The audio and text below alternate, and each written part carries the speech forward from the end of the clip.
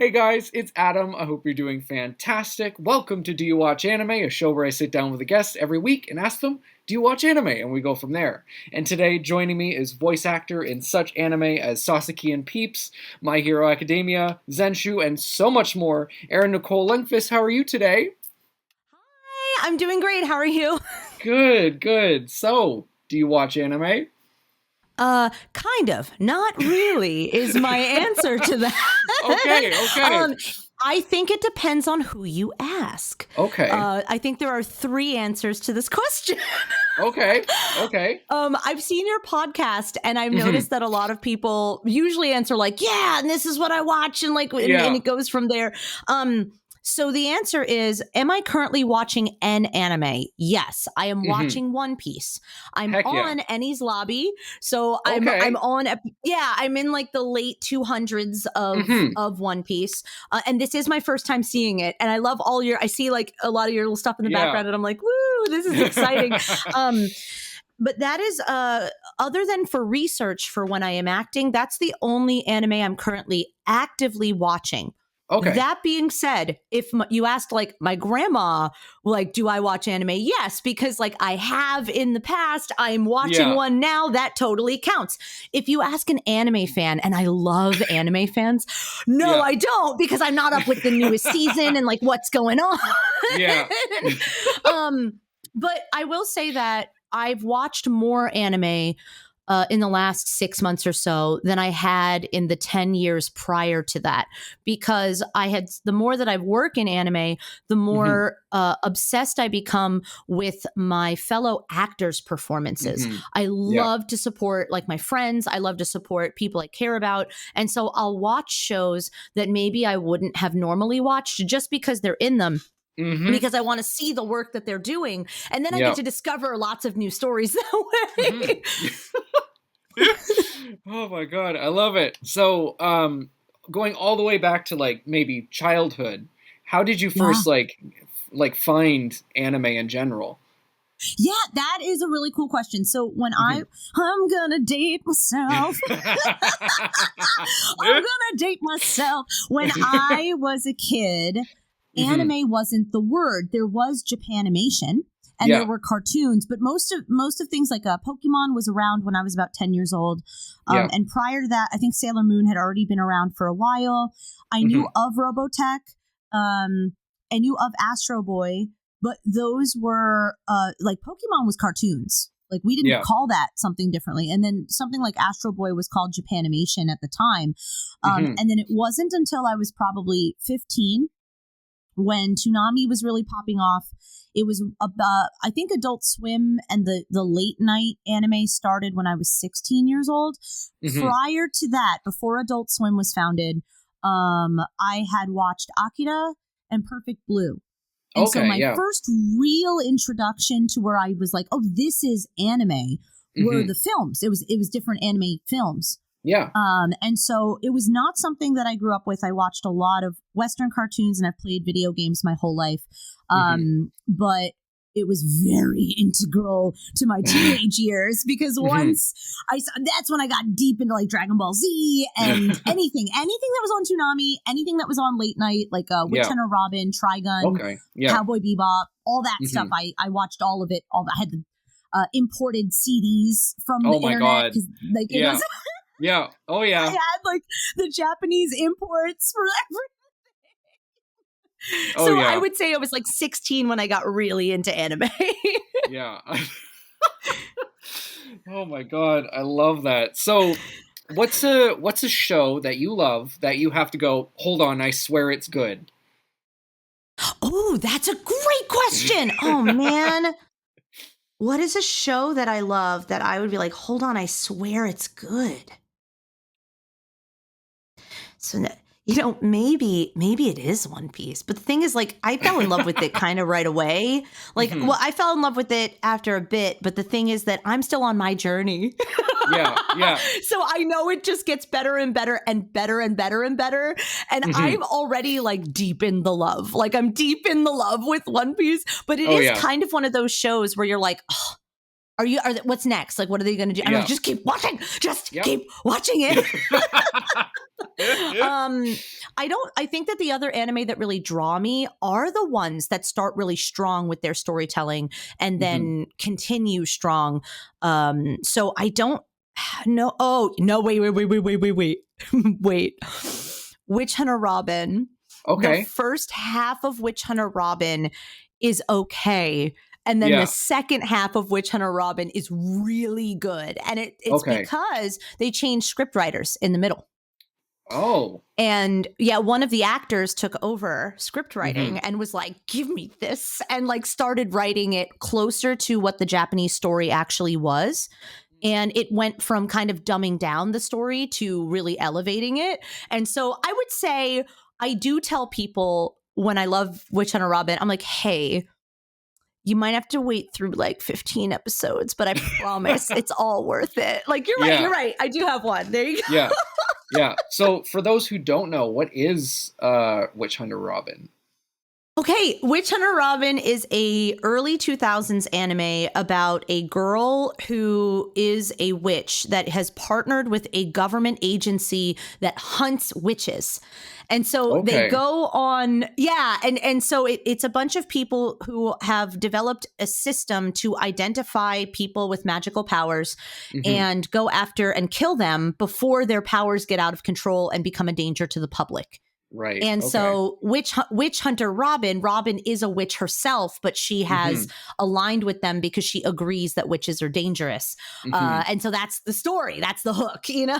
Damn. Heck yeah. Okay. Damn. All right. Love that. So what's an anime that isn't One Piece that hooked you from like episode 1? Baccano. Yeah. It's my favorite. Yeah, it's my absolute favorite anime. Baccano, episode 1. I was like, this is genius. Please give me more of this. I was fortunate that I got to be in Dead Mount Death Play, which was by the same, it's in the lineage, right? You had Durarara and then Baccano, and then Dead Mount Death Play was the same team of like writers and artists. And so the very first season I worked at Crunchyroll, I got to be like, Misaki is like the main girl in Dead Mount Death Play, played by Brie Han. And I got to be her mom. And I was like, oh my God, this is like the lineage. I'm like, these are the people who made Baccano, my favorite anime. I was like geeking out over it. And I was in like one episode and it didn't matter. I was like, listen. Oh my God. 100%. I love Baccano so much. I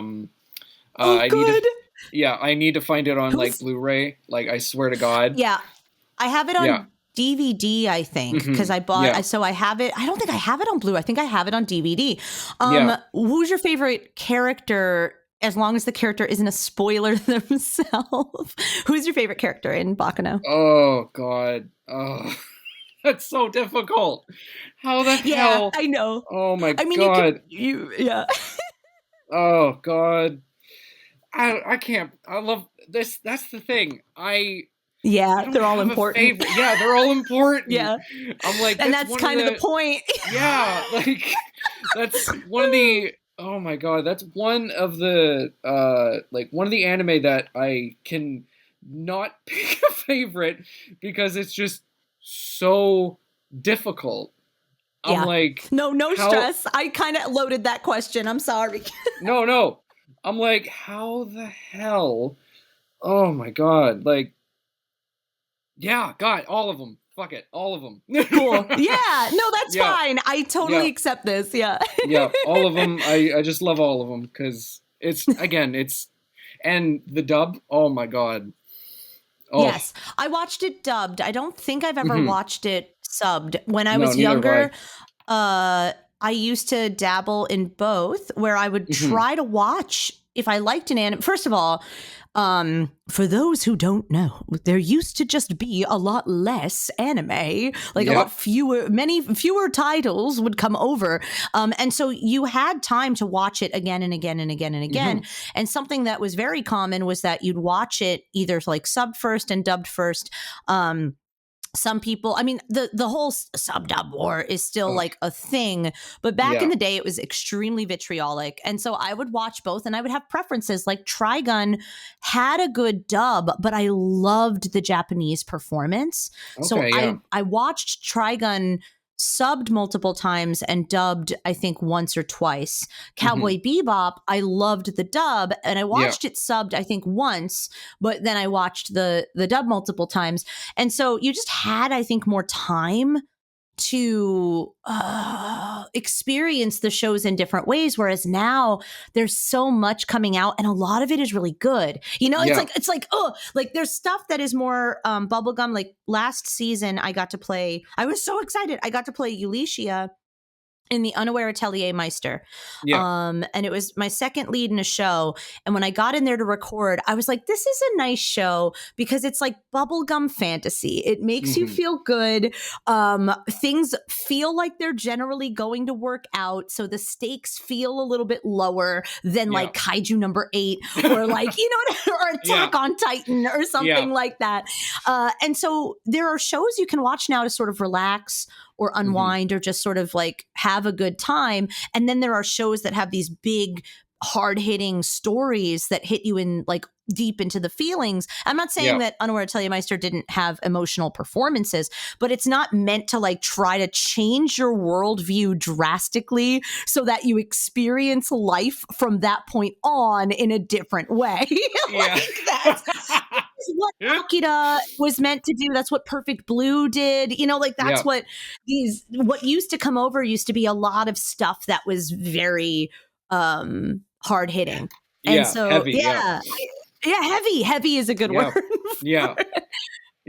I remember watching Akira for the first time and being like, I thought this was just about the bike.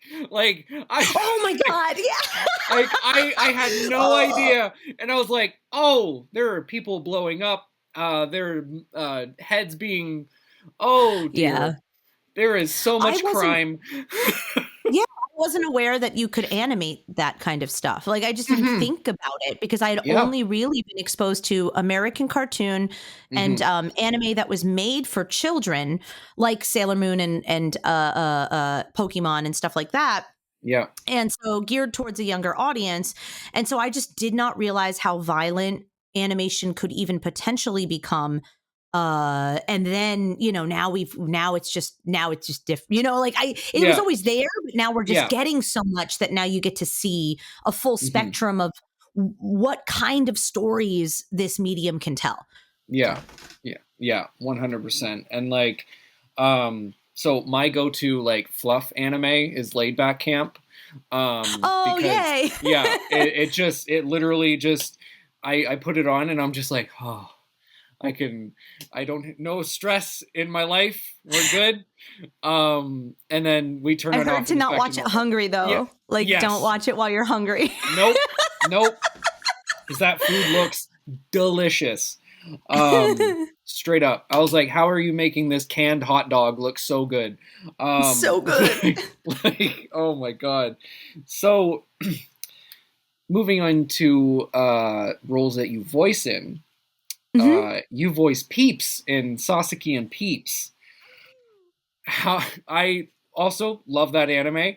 Oh yay! Yeah. How was it going back and forth between like, you know, the bird noises and human Peeps, basically? Yeah. So Helena, the director, asked me how I wanted to approach it. She was like, okay, did you want to alternate to where we just go through the script in chronological order so you can see how the story unfolds? Or do you want to do all of the Peeps, like bird lines, and then all of the human Peeps lines? And for those who don't know, and I'll do examples, Peeps the bird is a tiny little Java finch who is like true to size, probably like this big, tiny bird. Like if I had one that was like this big, and Peeps was at the very top of my register. I have to get there to do it. Hang on a second.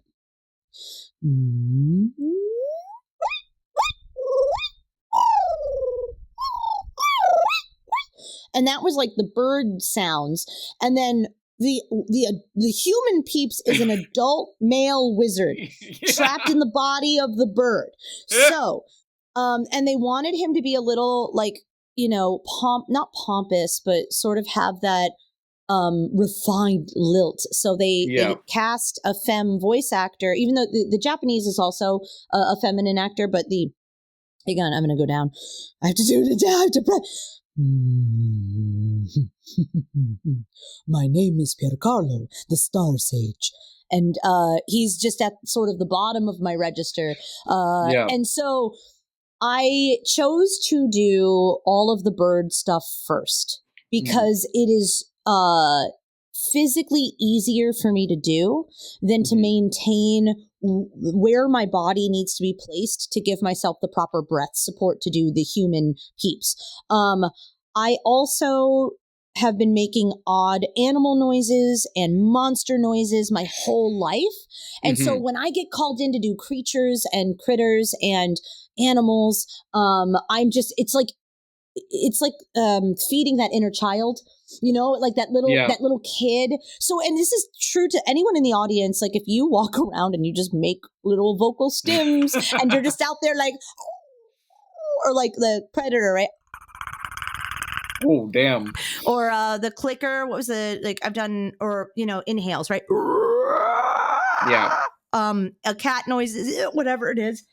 Too much dust. Sorry. Oh, good. Whatever it is that you do, keep it up because you never know when you're just going to use it one day, which is kind of what happened with Peeps. I felt really honored to play that character because I felt like it really showcased it was like artistically satisfying to get to be both things.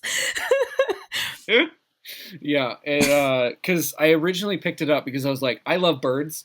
So I was like, I was like, he has a bird companion and he's an adult. Oh my god. Yeah. And it's a buddy show. Like it's just they just want to like chill out and eat meat. Like that's the goal. Like the goal is to can we just retire? And I'm like, that is respect. Like I too would one day like to retire. Like, oh my god. Yeah. And like, it's so funny because like halfway through the show, I'm like, okay, this is getting a little bit more intense. And then they're like, there's a wolf. And I'm like, oh! Oh yeah. So my biggest question through to explain to the audience, if you have not seen Sasaki and Peeps, and this isn't like giant spoiler, you do find this out episode 1, but Peeps was from a fantasy world, and when the wizard Peeps died, he was isekai reincarnated into like the modern Japan, and that's where he meets Sasaki, who is just like a middle-aged office worker who wants a pet but doesn't know, like wants a companion, and then somebody in the office talks about a dog and talks about a cat, so he goes to the pet store and falls in love with this adorable bird. And so then the bird is like, oh, well, you need to feed me really expensive meats. And he's like, well, I have no money, not for that. Like I have money to get by, but I can get you bird food. And he's like, unacceptable. So the bird starts isekaiing Sasaki into the fantasy world. So it's both a reverse isekai and an isekai. And they both spend time in each world, so you kind of get all these perspectives. But my question, and I still don't have the answer to it, they executed Peeps, like the Piercarlo. They executed the wizard, and that the king was talking about like, oh, I wish that they didn't do this to him. And it's again very early. This isn't me giving out like late stage spoilers, but I'm like, but why though? Why did we execute Peeps? What did you do, Piercarlo? Like, what did you do? At the time, I was very much known across anime, animation, and video games for playing villains. And so when I got Peeps, and Peeps is like not a villain, I'm like, but he is a mage who was executed by the government for what though? Like, but why though? Yeah. So we'll see. I hope we'll see one day. We are getting a season 2. Yes. So that's exciting. Yeah. I am so excited. I literally, I love that show so much. And like, I'm a huge fan of like comedy anime. So like that was a perfect like mix of like fantasy, isekai, comedy, like office anime. Like perfect. Yeah. Oh Mercantile. There's like a whole mercantile element to it. It's really an everything anime. And if you're into, it's also one of those ones where if you think you know what's going to happen, you don't know what's going to happen.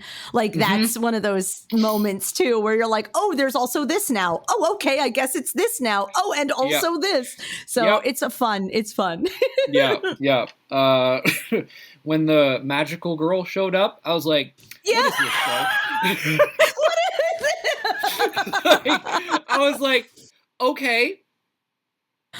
All right. I haven't read the light novels, but I'm literally thinking that it must be a multiverse story where we're going to start to see more and more dimensional work, and like everything that's coming in is actually from different dimensions, and that how everything is tied. I have a feel maybe eventually there will be some kind of thread of collapse, just like Marvel. And I'm like, this is really cool. Like, but actually this is kind of cool. Yeah. This is a show about a man and his bird. And meanwhile, they just want to retire. Like both of them just want to live a life in peace and eat. And then meanwhile, all the antics keep happening to them. So it's cute. Tyson is the perfect Sasaki. Yeah. Tyson Reinhardt plays Sasaki, and he just there's a lot of inner monologue that happens all the time, and as an actor it can be very difficult to hold the audience's attention when you're it's just you talking for like 5 minutes straight. And I think Tyson is so earnest as Sasaki that you just are there with him. You're like, you don't realize that he's just been talking by himself for like 5 minutes. Yep. I was like, I would die for you, sir. So would Peeps. Peeps would absolutely murder, but also probably die for Sasaki. I think. So. I like to imagine so. One of my favorite kind of introductions to Peeps' powers, not fully, but like a little glimpse, is when he basically murks the entire encampment of like enemies. The encampment. That's my favorite scene. Yeah. It's so messed up. And he's like, "Don't feel guilty." And I was like, "Oh my god!" He's like, "You didn't do this, I did," and it's like, okay, And it was. I wasn't quite ready for that. I also wasn't okay. I wasn't ready for the enslavement spell that Peeps just was having in his back pocket. I was like, I don't know, Pierre Carlo. I don't know if you're the good guy, man. I was like, you enslaved another human in this show, dude. Like, I don't know about this. I know. It's wild. It's wild. It is. And I love it. And I just, again, just like I picked it up being like, this is going to be such a cute show. And then it's like, and there's war. And I'm like, oh, and then they're like, we need you to supply it. And he's like, oh, I guess. Oh God. Oh my God. So you also got to pop into Zenshu. I did. As one of the fallen heroes. How was it getting to be in such a great show like that? Oh my gosh. So, one, I have to give huge props to director Emily Fajardo, because she was a former animator, or she like studied animation, and it was something that she had gotten into. And so part of why I think they gave her that show is because of how, I think the same thing with To Be Hero X, because right now she's also directing To Be Hero X, is what a wonder of animation it was. And what an homage to a lot of the classics that I grew up with and that I watched, was that they called in those original animators or some of those students. So I watched zenshu. Again, this is what I'm saying. I probably wouldn't have if I was just going about my little actor day doing like all this stuff. And then when I was cast in it, I was like, well, let me watch the first episode for research. And then I was like, and the second, and the third, and the fourth, and the fifth. And I was like, okay. So I just was like, I was in it. I know that Emily had said that she was kind of hoping my character was going to have a bigger part. I think part of her was hoping that some of the fallen heroes weren't actually fallen and that maybe they would come back. And that's not what happened, but that's okay. I do like that the fans would love to see the original movie animated. And I'm all about that. Like the zenshu is about a confusing animated movie that had inspired a particular animator who ends up dying on her, like at work. And then she is isekai'd into her favorite movie, but with like powers to draw and animate whatever comes to her creative brain. And so that is like the setup. Again, I'm not spoiling it. This is the first 5 minutes of the stuff, but so that everybody understands what's happening. And so it's entirely possible to go back and just create the original movie, in which case I would be excited because I would be able to come back and it would be great. But yeah, it was an honor. She also cast me specifically because of the 90s feel to it. And like, not gonna lie, whether this is good or bad, I'm not sure. But like, a lot of my auditions have that 90s to 2000s lilt, where my idea of anime was born of that. And so she's like, do exactly what you did in this audition. And I'm like, perfect, let's go.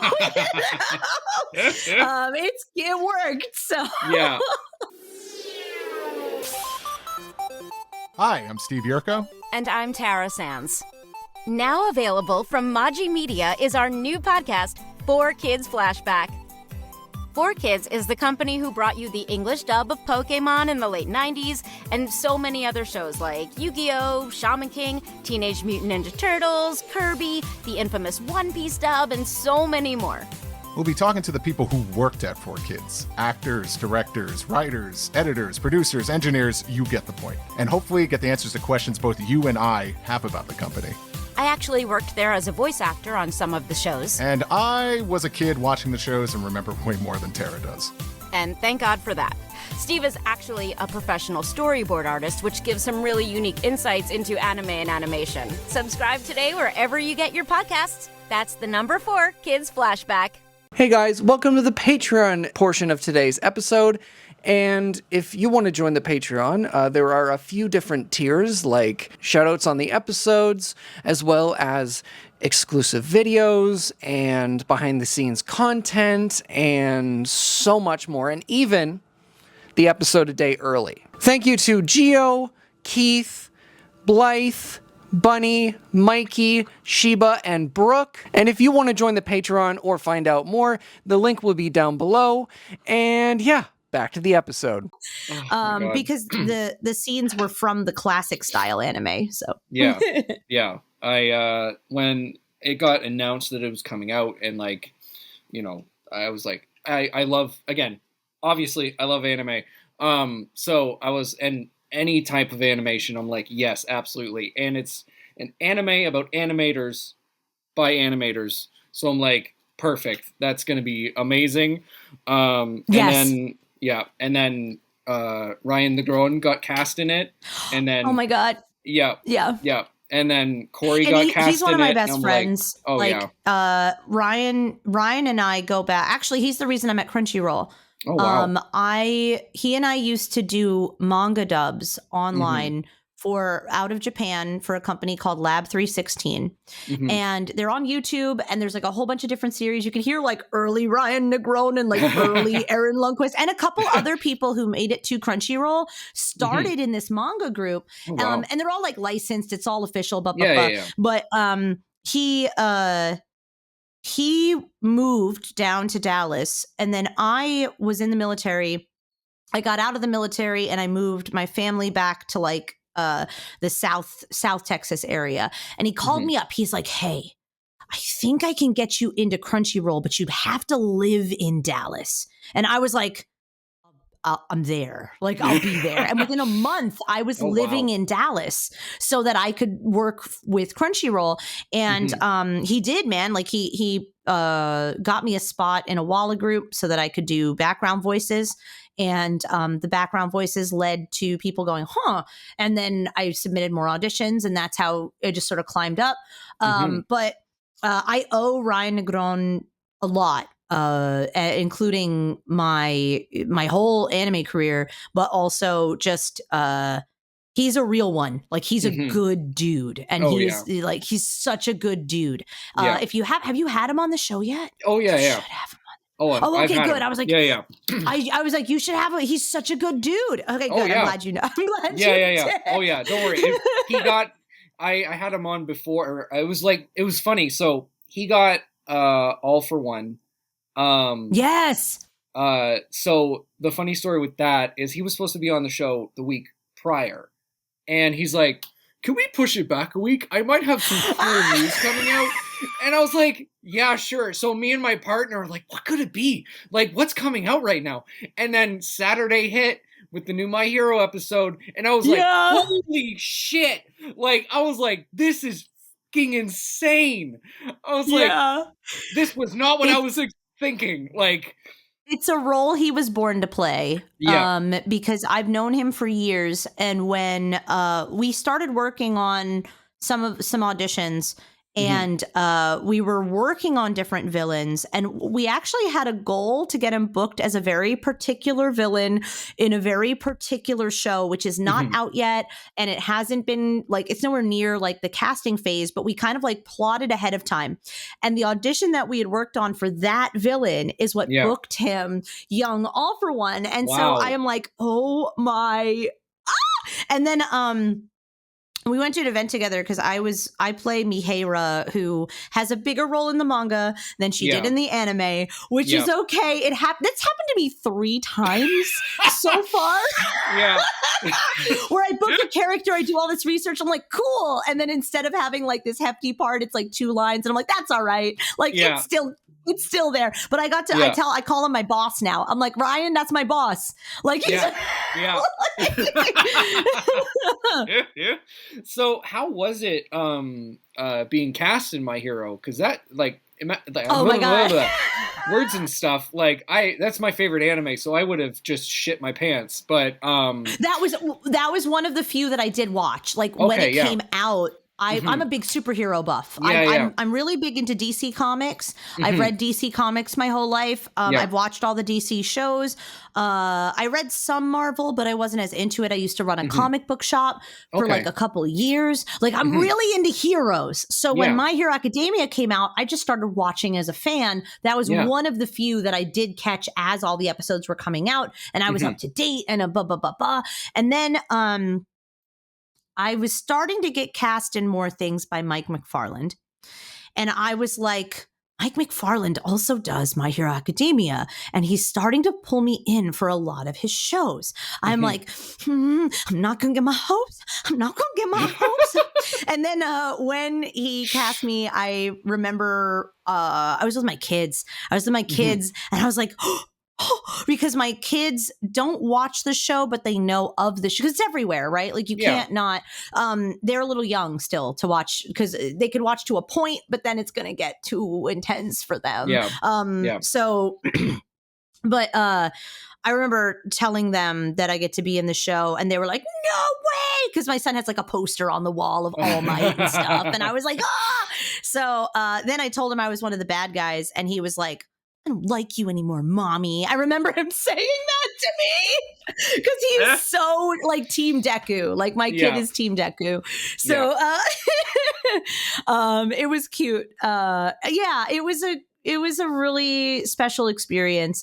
And then I don't know, is it appropriate for me to talk a bit about like plugging something about Mike McFarland. Is that okay? Yeah, of course, yeah. Okay, so Mike right now is fighting a battle against a rare form of brain cancer. Yeah. And so I would love it if possible if we could maybe link if anybody is out there and can share and can donate, but they're taking donations for his treatment. And that would I'll link you to that. But if you are, it's all over the place. Like if you Google, there's a lot of links to help with his care. But we're all hoping for him to pull through and recover. He's amazing. He's a great human. He's an inspirational storyteller. And then as an actor, especially going through One Piece right now, this is my first time going through One Piece. And I'd worked with Mike on like 5 shows. And then I started watching One Piece and I got to like Buggy's early stuff. And I was like, I couldn't believe it. Yeah. Oh yeah. I couldn't believe it was like the same person. I was like, what is like I was in stitches. I'm like, you're a genius. So if you guys are out there and you can help support Mike, please do, because he's a great human. 100%. Thank you for letting me do that, by the way. Oh no, of course. Like I always I when that came out, I was like, I still share it every time I see someone post about it. I'll share it because any bit helps. I it still makes me laugh that he's Master Roshi. I knew that when I went to work with them, and I was like, be cool, man, be cool. Because I also worked with Jeremy Inman, who's like Android 16. I'm like, it's cool, man, just be cool. And I feel like I've been cool so far. I'm like, I've been all right. They keep calling me back, so I am not banned.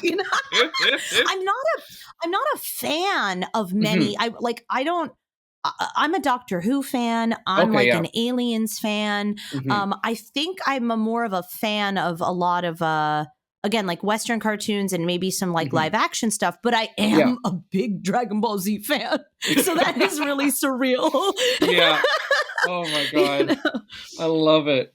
So it was recently announced that you're going to be voicing old Olivia Park in Knights of Guinevere. How excited are you for people to watch this show? I'm so excited. I think this was a really surreal experience. I asked prior to this interview, I'm like, hey, I know the pilot isn't out yet. So what am I allowed to talk about and what am I not? Because I had like a series of things kind of set up. And I'm like, I know they're going to ask about it. And I was like, okay, this is what you can say and this is what you can't say. So I am so excited. This is a brilliant work from like this team. It's Dana and Jack and Zach, who are the key writers and creators of the Owl House. Oh, so good. It's a completely surreal. I can't wait to tell. I'm not allowed to tell a lot of behind the scenes stuff yet. Like even the casting process and all that stuff. I'm allowed to later when stuff is released. But it was a very surreal experience because I didn't know that's what I like had booked. Oh wow! Damn. When I did, I was like, oh, that's cool. And then I sat there and I'm like, oh man. So it's already, you can see from the trailer, it's beautiful. There's so much love that has gone into every element of this. The storytelling is original and it's bold. And it's interesting. And I'm actually playing Olivia, adult Olivia. So while so far they advertise it as like old and young, but really I'm Olivia from, there's another image of her in the trailer when she's on like a runway and she looks like in her early 20s. That's also me. Oh, hell yeah. You get to see it. Like just like with Peeps, where Peeps had this range. This show has used every ounce of my range, and they keep finding ways to give me things that test my range, and I'm like, this is great. Like I love it. So I'm really excited. What was your reaction to being cast? Because that was when it like came out, I was like, holy shit. Because like I'm a huge Owl House fan. So like I was like, oh my God, Dana's got a new project on the way. Oh my God. And then you got cast and I was like, damn. Okay. So remember when I said like, hey, we should push back? And I was like, this probably works because I have something big coming out anyway. I was actually thinking of something else that was delayed that will be coming out later this month. But this works too. No, So I work as a full-time voice actor. I also do coaching, like I'm an acting coach, and I direct video games. So my day is very split into, and I'm answering your question, I promise. But I need to, if I just told you the answer, I'd look like an asshole. So I'm like trying to give context. So what happened was, a lot of my schedule is very often booked minute to minute. And it's like I try to put a little wiggle room in the middle, but like sometimes it's like, okay, you're doing auditions at this time, but then you're teaching somebody here, and then you have to drive over here and you've got to record over there. Then you've got to drive back and you've got another person to teach. And then you're going to be slotted to do email correspondence in the evening. And then you need to do the direct for 4 hours after that. Cause a lot of the clients I work are in China. So we start at like 8 or 9 PM and go until 12 or 1 AM. And so like, that's like my everyday. So when I got the audition, I was like, oh, cool. Yeah. All right. So I did the audition. I was like, oh, I think I got this. Like, I'm really proud of this. I sent it in. And then I think it was either that day or like the next day that I got an email that's like, oh, we want you. I was like, great. That was it. I was like, cool, great. Because like, because one, I didn't know what it was yet. Like they didn't have, I lost my, let me see if I can get the focus back. There we go. I didn't know what it was. And this happens a lot with auditions. You don't know the titles of the shows. You don't really know like the creators or like what's going on. Sometimes you do. If it's a video game, you don't always know what developer it is. They try to keep things super secret so that like leaks don't get out. And I think, I don't know if I hope I didn't sign no NDA. I'm talking about stuff, but that's all right. Like, I think I'm allowed to talk a little bit about, because I'm not giving away any specifics, but it was just me. I just booked another thing. I'm like, oh, okay, cool. Because I need to book because it's my livelihood. Like booking is the norm. Like I have to do it or else I don't get to, I have 2 kids. I have to support the 2 kids. And so it was just sort of until the table read. And then when I went into the table read, I was like, and I'm sitting there like Googling and I'm like, oh,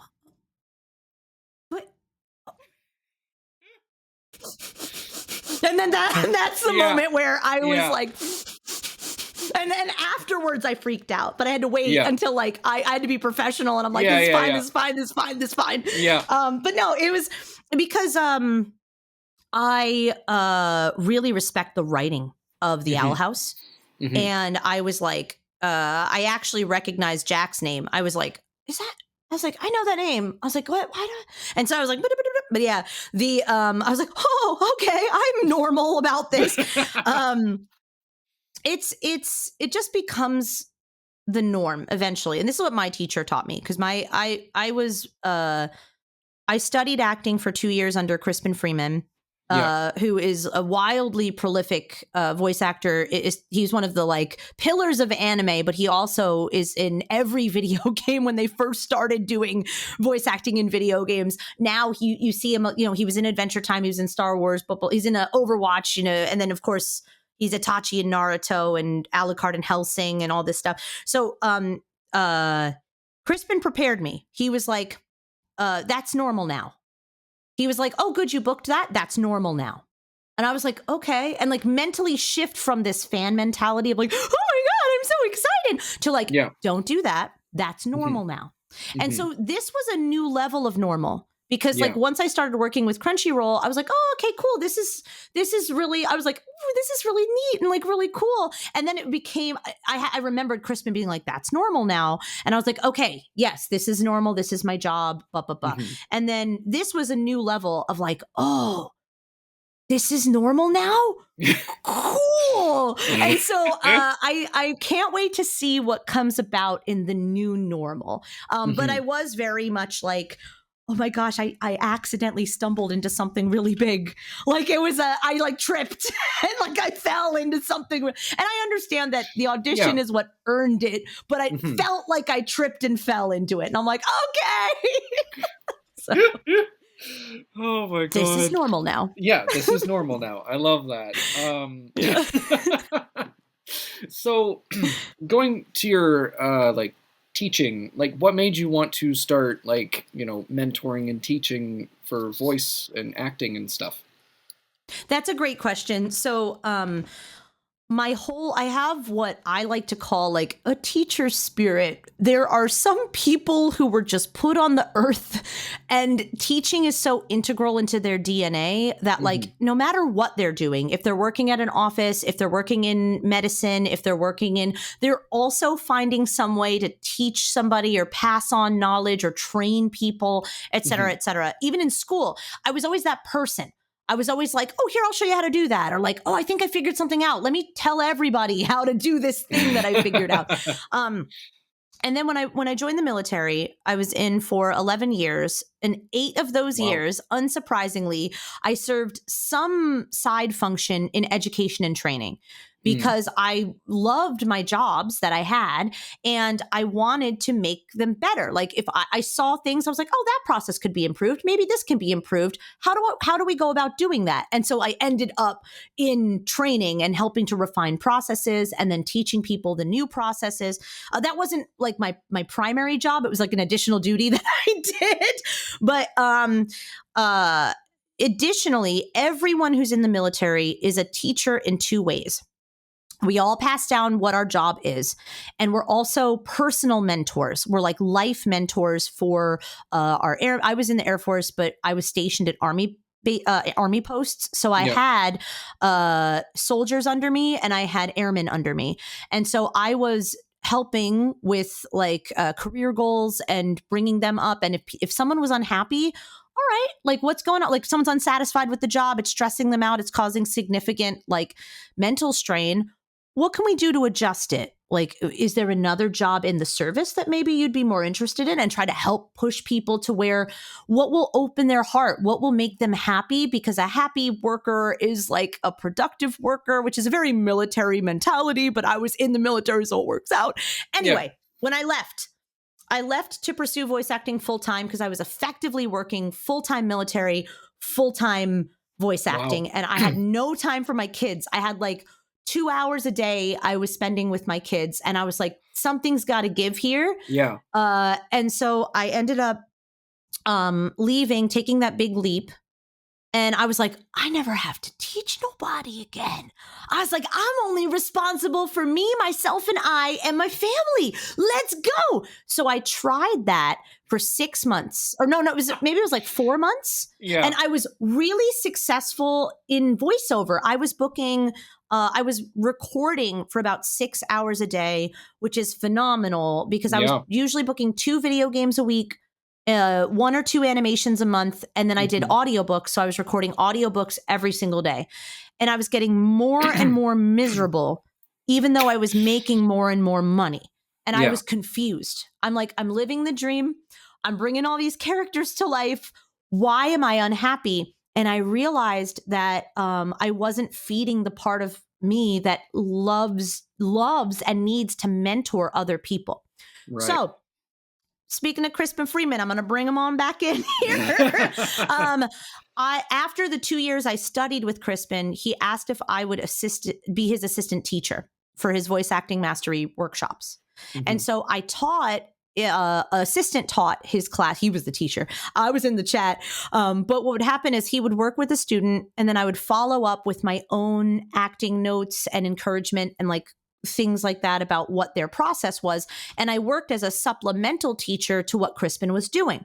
And I did that for 2 years. And I told him about my situation and he's like, Erin, were you ever planning on, going into coaching, like starting your own service? And I was like, oh, well, Crispin, like, I mean, why would anyone come to me when they could go to you? Like, I was like, why? I was like, why? My policy was, oh, we'll learn from the best. And he was like, so are you telling me, I'm doing my Crispin impression, I'm sorry.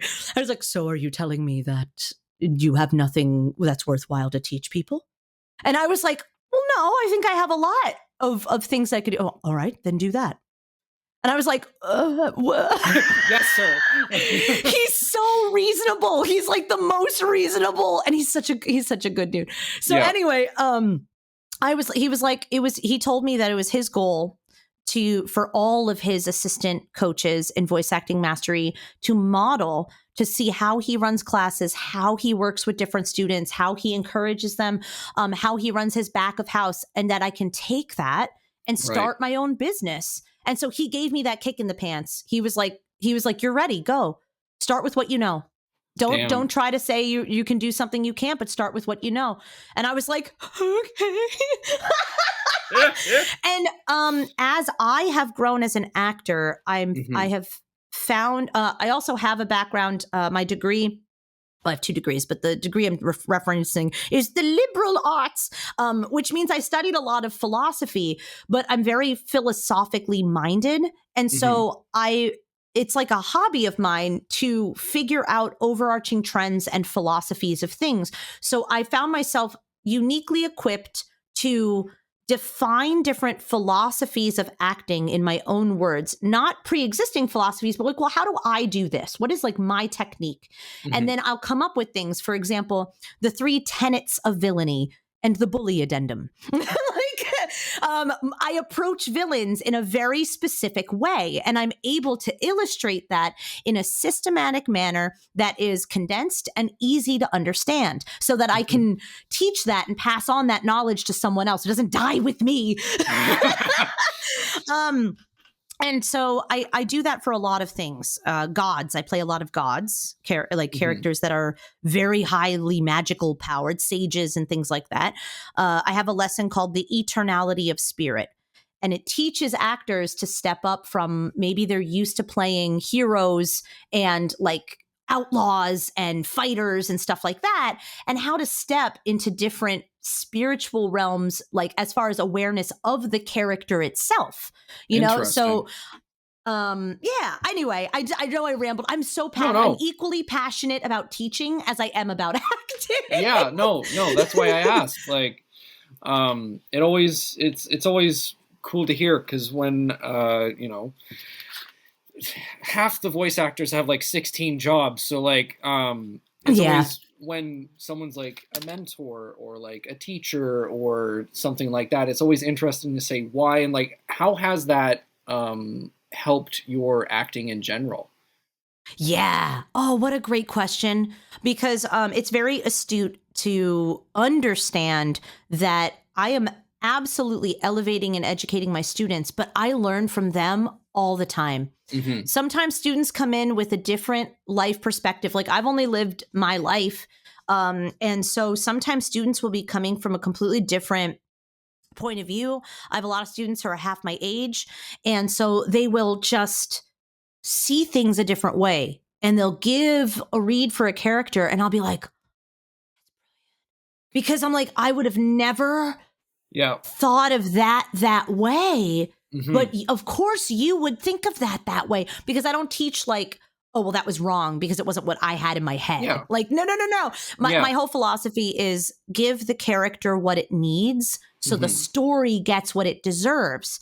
And what that character needs is very individual from what like Adam would say for the character, what I would say, what Rebecca would say, etc. And so that's how you come up with these really rich individual performances. It's not about like check boxes of, oh, that's the right pitch and the right amount of breath and the right texture and the right psychology, so I win the role. It's so much more about connecting with that character and forgetting about all that stuff and being like, well, what do you need to tell your story? So I don't remember what the question was. What was your question? Oh, what do I learn from my students? What do I learn from my students? Yeah. So sometimes it gives me an open mind. It keeps me on my toes, where I'll do something my way and then I'll go, okay, but let's change some scenarios around. What else could I do? Like, let's say that's it. I already booked it. Like, let's drop all of that. Let go of everything I did. What else could I do? Sometimes it's little things like, I picked up this little, was it like I picked up a little that I use all the time now, and that's not my That was somebody else. I was like, I'm going to use that forever. Like that was, I liked the way you did that. So I'm like little things like that. But also, I think the biggest thing is how to best communicate. Mm-hmm. I have become a much better communicator, a much healthier person, because someone will, I encourage so many questions. I'm like, please never be afraid. There are no stupid questions. Never be afraid to ask questions. And someone will go, well, how do you do that? And I'm like, I've never had to verbalize this. I'm like, let me think for a second. How do I do that? Yeah. And I've never been afraid to say, hey, I don't know, or give me some time, but I'll take a moment. I'll be like, oh my gosh, I'm going to need 5 minutes to think about I can tell you how I do it, but it'll be really rambly. Let me construct how to do, but I would have never thought, what did I take for granted? Recently, I took for granted, I was teaching a student for about a year. And she's popping off. Like, she's getting big auditions out in LA. She's doing all these, she started booking some more live action dubs with studios out in LA. Like, I'm very proud of her. Mm-hmm. She had her first live audition, and she wasn't prepared to give like sets of 3. Mm-hmm. And I was like, oh my God, I took for granted, because when I came up in the indie scene, everything you submitted was like sets of 3. But she was from On Camera World. And so she's used to like live tapes. It was like live tapes, the one take, you send it in. And that's what you do. Like, that's the on camera scene. So she had never done auditions that were like, oh, give 3 takes of one line, then move to the next one, give 3 takes of that line, and then we'll redirect you and blah, blah, blah. Right. And I expected that. I assumed everyone knew that. But it was my job as a teacher to prepare her for the real world scenario, and I failed her. I failed because I had taught her for a year about the acting process and expanding her archetypes and connecting with this inner blah, blah, blah. And I taught her all this philosophy and these practical things that she was using, and it was working, but I didn't go back to basics. And I'm like, hey, let's run through a real world directorial session. I failed her. And so I learn a lot about my own blind spots from my students, and how to better see them in myself, but then also communicate, and I've adjusted my whole teaching process probably 7 times, because a student will ask one question and I'm like, I should be teaching that to everyone. And then I'll do it, So, man, I learn a lot every day. I love them. I love the students. Yeah. Yeah. I feel the teaching bone. I pretty much at not every con I go to, but like a lot of cons I go to, I'll do a podcasting 101 where I'll like talk about, all that fun stuff. I went to a podcasting like workshop, and did interviewing 101, where because I don't want people to make the same mistakes I did, or or like make mistakes that I've seen and I'm like, oof, that's rough. Because it's out there forever. Once you do that, especially in the podcasting world, it is out there forever. You can't control it. And that's also how I've developed my curriculum is what I wish I had when I was coming up in voiceover, because it's like it streamlines the process. You don't have to struggle as much. Continue though. I'm so happy to hear that. I love that cons have become like kind of educational gatherings. I've always looked at it that way. When I was younger, I would go to cons and dress up and do all this stuff. I'm talking like 10, 15 years ago. I'm talking a while back, but it doesn't matter. My favorite panels were the educational panels where someone would just talk about how to make costumes or how to start your own audio drama. I'm like, wow. So I'm glad to hear you do that, because it's so, I don't even have to start a podcast. I would be enraptured by just learning about how to start a podcast. But yeah, it's really cool. I have a bunch of friends who do the cosplay version of how to pose. Like, my partner is a cosplayer, and she was a part of a panel that was like how to pose for a camera properly, how to cool. Because when you start, you don't know how to you don't know how to pose for a camera. You're just like, what do I do with my hands? Right. Yeah. So and I really think that I didn't realize cons were so educational until I like really started this. And I was like, oh, I can just take this anywhere. And cons are like, yeah, come on. And I'm like, sick. But yeah, I completely feel you with the teaching bug. 'Cause again, I've seen too many mistakes, that I'm like, please don't do that. Please, please. Yeah. Yeah. And the thing is that there's also, and I'll say this out to everybody, so people who are listening who maybe are hobby voice actors or are breaking into the world, and or maybe you're a little bit further along, but you're not necessarily booking like top professional work, like stuff like that. Like, I understand. There's nothing wrong with making your own mistakes and like going in and learning from them. The first 5 years of my career, before I even started taking it seriously, I didn't have any formal training in voice acting. I do have a background in theater. I was a theater kid. I went to summer theater. I did all these different plays. I did go to the University of Arts in Philadelphia for like a summer program in drama, but it was like the college experience, but for one summer.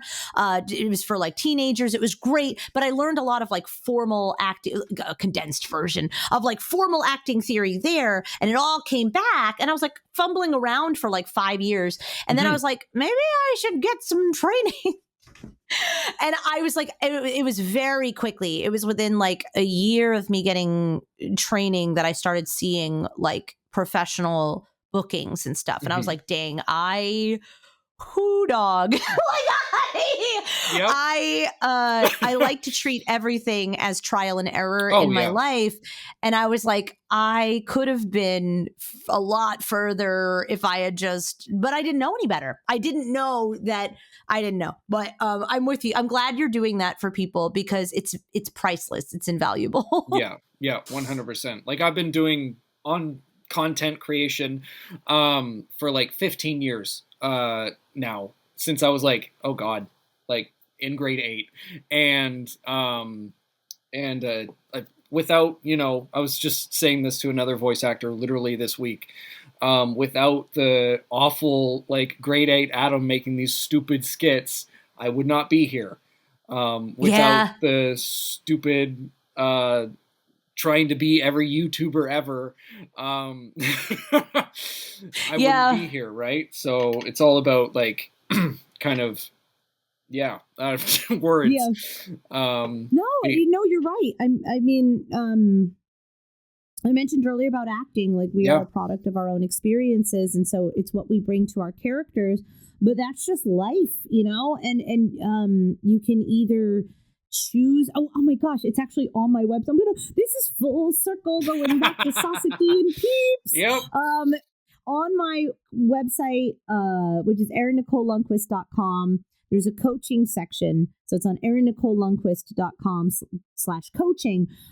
There's a video of Peeps, and Peeps is like, life is all about learning. And the moment we stop learning, the moment is the moment we begin to die. And that's how I feel. Like we have to keep going and we have to keep learning. And so I literally, when I said that as Peeps, I was like, that's going on my website though. Because like never stop learning. You're never too old like to learn. What I love about the modern age is seeing people reinvent themselves in their 40s, 50s, 60s, 70s. I have students in their 60s or their late 60s. And I'm like, heck yeah, I'm going to get you into voiceover. Like, let's go. You know what I mean? Yeah. Like, it is never too late. Let's go, and it's that way about everything. Almost everything. I don't know if you'll be a competitive ice dancer, but you can still ice dance. You can still learn to ice dance. Yeah. But yeah. Oh my God. So before we go, what has been kind of the hardest lesson you've learned since becoming a voice actor? Oh, keep your damn mouth shut. That sounds counterintuitive, but I will explain. Listen, do the job, keep your head down, and let the work speak for itself, because everybody's going to try to get you to weigh in on all sorts of stuff that doesn't matter. And I'm not talking about world events. I'm talking about people's lives and, oh, did you hear this? And did you hear that? Just keep your mouth shut and do the work. That has been the hardest lesson for me to learn because I thought I was just making friends. That's not how it works. Keep your mouth shut, everybody. Oh my God. On that is probably the realest answer. Oh my God. The last voice actor I had on was like, patience with yourself. Shut the hell up. Shut up. No, it's true. No, so I used to say, I think the lesson so when I used to answer that question, I used to be like, well, no one's ever asked me what is the hardest. See, this is the thing. Yeah. You asked me what is the hardest lesson I've had to learn because I've always had a growth mindset. I've always been like, I'm open to everything. I've had a life of I've been homeless, dude. Like in 2009, I lived in a homeless shelter. I've lost everything in my life multiple times. I had to reinvent myself multiple times. So when it comes to patience, when it comes to understanding, I got all that. But boy, am I a friggin' talker. I had to learn last year to shut the hell up. So I've been, and it was not pleasant to like that. I had to eat so much humble pie. So this year has been the year of me just working. Oh my God. This year has been Yep. Take that for what it will. Yep. Oh my God. Well, thank you so much for being on. You're welcome. Where can the lovely people find you online?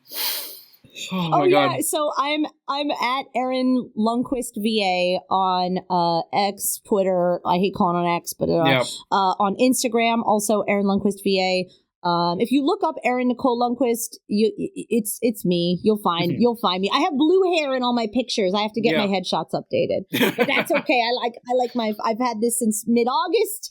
We're ascending, right? We're rising above all this. Yeah. Oh my God. Oh my goodness. All right, good Lord. You can follow me at Corky Cosplays on Instagram, Adam Corky everywhere else. Subscribe to the Patreon before I start crying. You get exclusive videos as well as the episode a day early, as well as behind the scenes content. And yeah, I'll see you guys next week. Bye-bye.